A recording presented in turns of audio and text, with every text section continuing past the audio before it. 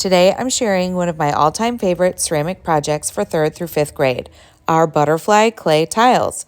This project is always a favorite because it gives students a structure to follow while still leaving so much room for creativity and individual artist voice. Once students have their slab, we place pencils on each side of the clay.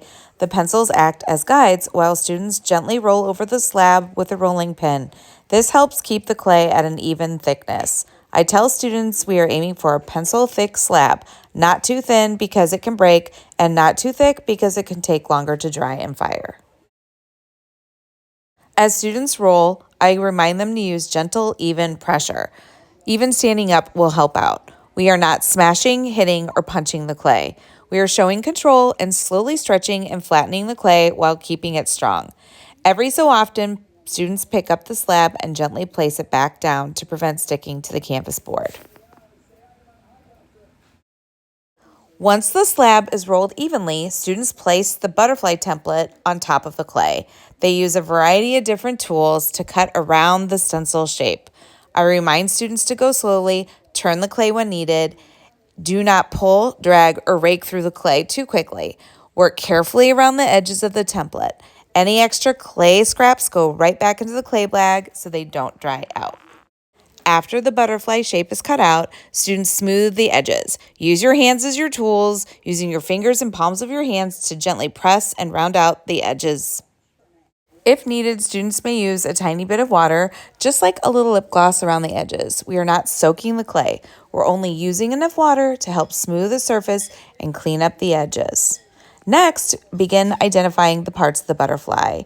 Use the tools to gently glide along the clay, almost like an ice skate gliding across ice. The goal is to create clean, intentional lines, not to rake, dig, or scrape up little clay bits. We identify the body of the butterfly first, and then we define the 4 wings. This gives students a clear structure before they begin adding patterns and textures. Then we take a closer look at real butterflies. We have laminated butterfly images for inspiration, and we practice using our artist's eyes to notice shapes, patterns, and symmetry.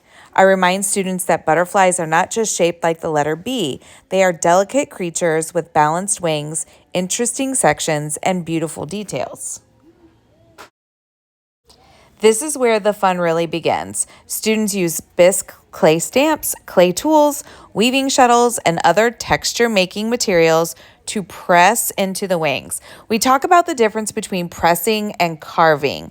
Pressing into the clay creates texture without tearing it apart. Those pressed areas are important because later the glaze will settle into the textures and help create darker and lighter values.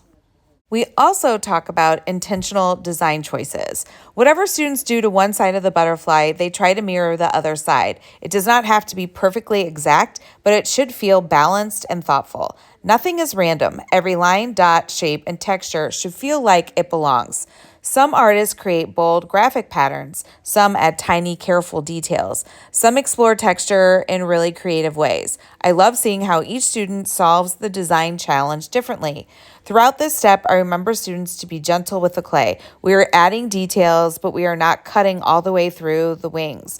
We want texture and pattern, but we still need the butterfly tile to stay strong. Before the butterflies dry, students add their name or initials to the back. This is such an important step, especially when you are working with several classes and lots of similar clay pieces.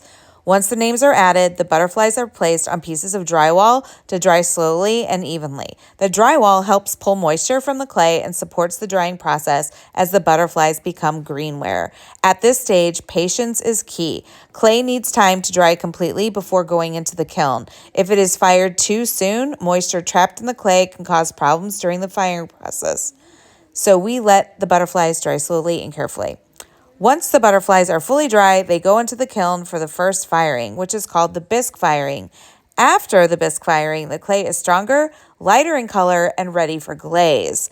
Then students bring their butterflies to life with color. For the glazing step, we talk about making thoughtful color choices. Students think about how color can impact the patterns and textures they've already created in the clay. We look at how glaze settles into the pressed areas and help reveal the design. Before we finish, let's talk about a few important what not to do reminders. First, Do not roll your clay too thin. We are aiming for the thickness of a pencil. If the clay is too thin, the tile becomes fragile and is much more likely to crack or break as it dries. Make sure your butterfly stencil fits on your slab before you begin cutting. If it does not fit, take a moment to adjust your clay or carefully work out the butterfly shape so it feels balanced and symmetrical. When you are cutting and adding details, do not cut too deeply into the clay. Clay shrinks as it dries because the water evaporates, and deep cuts can turn into weak spots.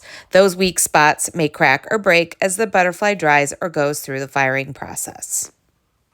Also, remember that butterfly wings are symmetrical. This is not a project where we randomly stamp patterns all over the clay. Use your laminated butterfly help sheets. Look closely at real butterfly wings and think like an artist. Be thoughtful with your patterns. What you do on one side, try to echo or mirror on the other. Your butterfly does not have to be perfect, but it should feel intentional, balanced, and carefully designed. So remember, pencil thick clay, a stencil that fits, gentle cutting, thoughtful texture, and symmetrical patterns.